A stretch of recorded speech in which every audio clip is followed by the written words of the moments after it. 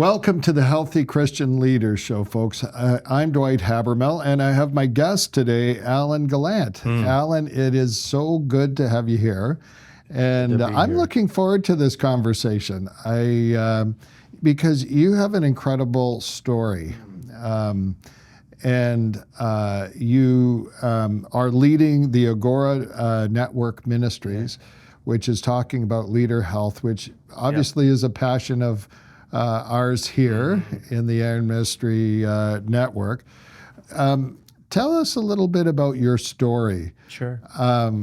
What inspired this ministry and what transpired in your journey that initiated this? Well, we need a lot of time, but I'll make it short. So I pastored for 33 years. In the Maritimes, in the U.S., and also in Ontario, where we live now. And over those 33 years, ministry was good, sometimes great, sometimes beautiful, and sometimes very ugly. And as any pastor will tell you, there's always the ugly, and we don't like to talk about the ugly, but it's a part of our ministry sometimes. But for me, I didn't really take care of myself. I burnt out very quickly as a young pastor, and I didn't recognize the burnout. I thought every pastor felt the way I did. And in retrospect, many did feel that same way, but I was taught that you just keep going, And so during those 33 years in ministry, again, I didn't take care of myself physically, mentally, spiritually. I was telling everybody else what to do and how to do it, what's the right way to do things. And I carried a lot of burden, and it didn't know how to unload the burden. Even though I knew that God would carry the burden for me, I didn't ask him to help me. And so I carried a lot of baggage, personally and ministry-wise. And so I just let it build up and build up. And so back in 2017, I was struggling with severe depression and burnout and anxiety. And so again, I just didn't do anything about it. I thought this was normal. And I was good at hiding it, I hid on my symptoms. Now, my wife knew a little bit because she lives with me. Yes, yeah. So she knew something was wrong. But again, I was hiding everything that was going on inside of me. What were some of the things or the symptoms that you started to see emerging? Irritation, frustration, anger, the littlest things would set me off. And I just didn't have the capacity anymore to be with people. And I began to really not like people, began not to like the church, began to, sometimes I say this, I began to hate. That's a strong word. But there was a lot of bitterness in my heart. Because I never allowed God to minister to the hurts that I felt over those years. And those, it's not just ministry years. It's, just in my young life, in my growing up years, and as a young father and stuff like that. But on July 7th, 2017, I did have a severe stroke. That the doctor said if I didn't get the help, I would have died at home.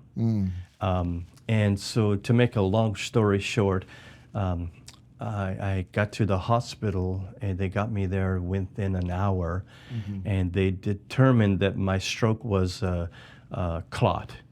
So they began to bust the clot with a TPA drug.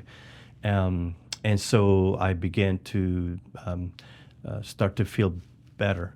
My right side was starting to get numb and curling, and I couldn't speak. not a word. I didn't know how to speak, you know.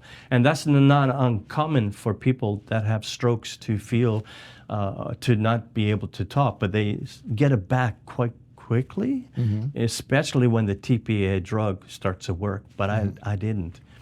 And so that was very scary for me. To make a long story short, I was running away from God before the stroke. And when the stroke happened, I knew this was from God. And so I began to really ask God to restore my soul at that moment. I knew He was giving me a second chance. And I remember praying this prayer, Dwight. I said, God, if you don't restore my body, because my body it could have been paralyzed. I said, if you don't restore my body, please restore my soul. I saw my soul as wounded and broken. And God showed me a picture in my mind and heart that I was really a broken vessel. And so anyway, God began to restore. And I began to feel better.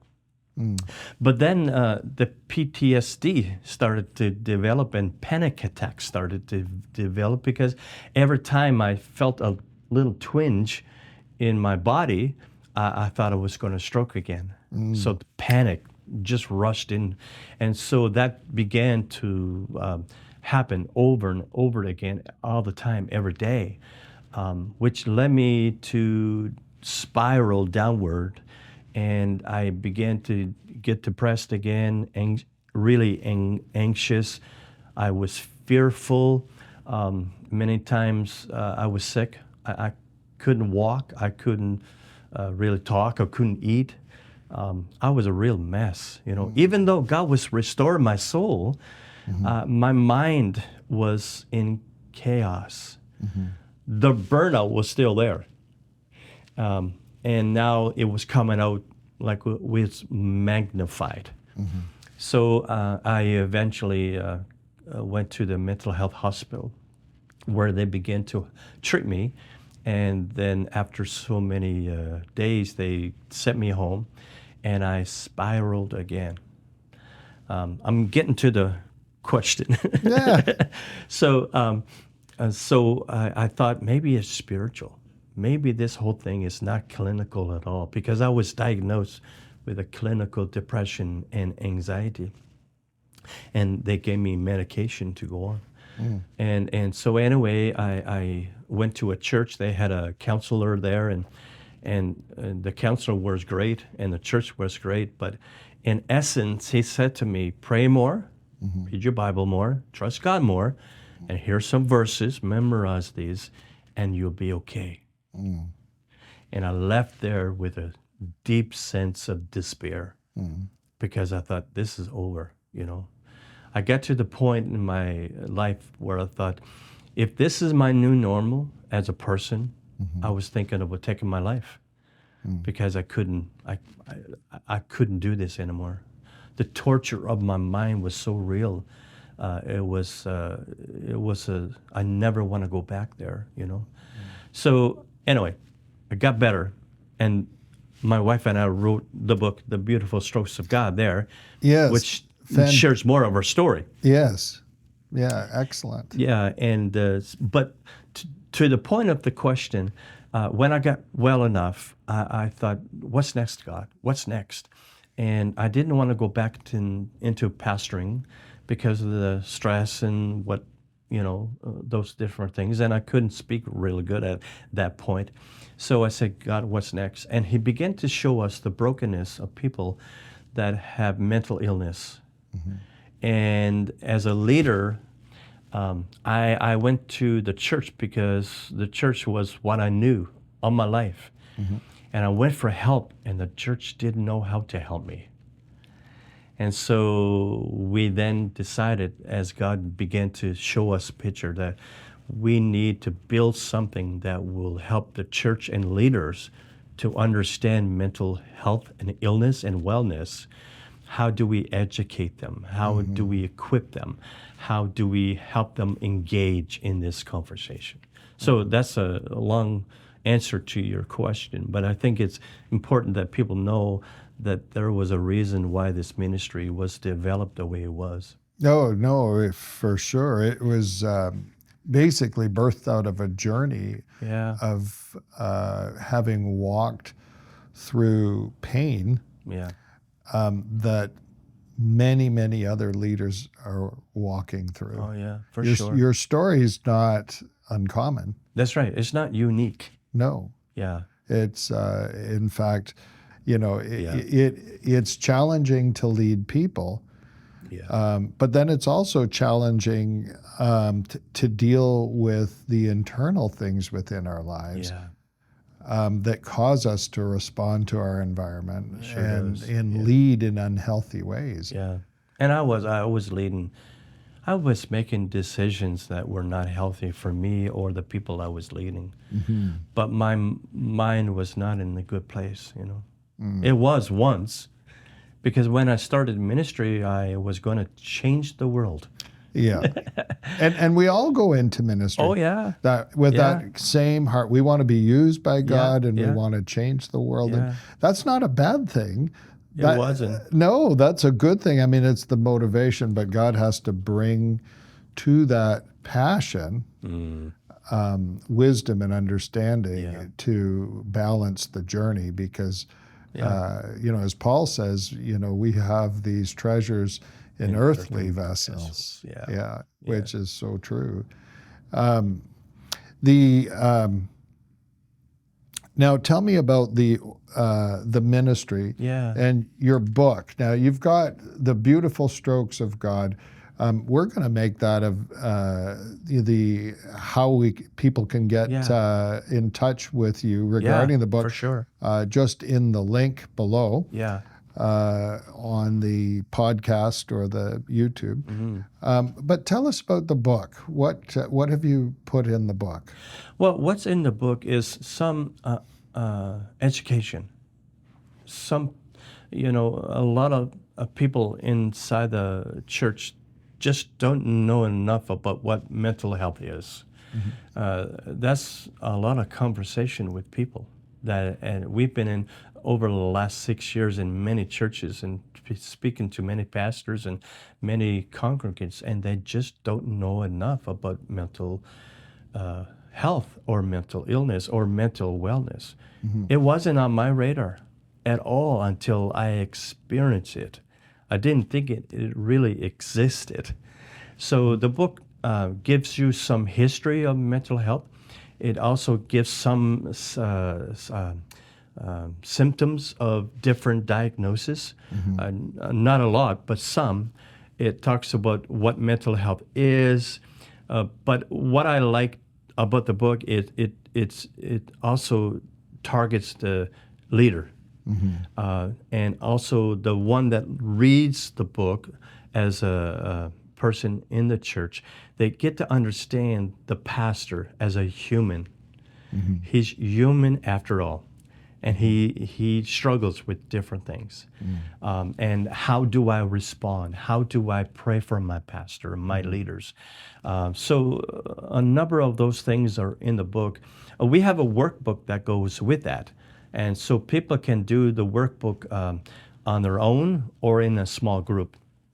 And really gets people talking about the different topics in the book about mental wellness. But I'm writing from the point of view of a pastor and ministry leader. That sounds like an excellent resource. And we're going to take a break right now, but I'll be right back with Allan Gallant and his story of how God has worked in his life to teach him about leader health and now helping others in that journey. We'll be right back. Well, today's conversation was fantastic, but we're not finished yet. We'll be back in the next video with the same guest with more discussion about leader health. You know the drill. Subscribe and hit that bell. Would you join us for the next episode? You can find new episodes every week in video form on the Aaron Ministry YouTube page and in audio form as the Healthy Christian Leader Show wherever you get your podcasts. Allan Ministries is an interdenominational network of friends in ministry with a mission to foster healthy Christian leaders. Check out our website, allanministries.com, for more resources and information on how to donate or to start a healthy Christian leader gathering in your area. Thanks for watching, and I'll see you next time.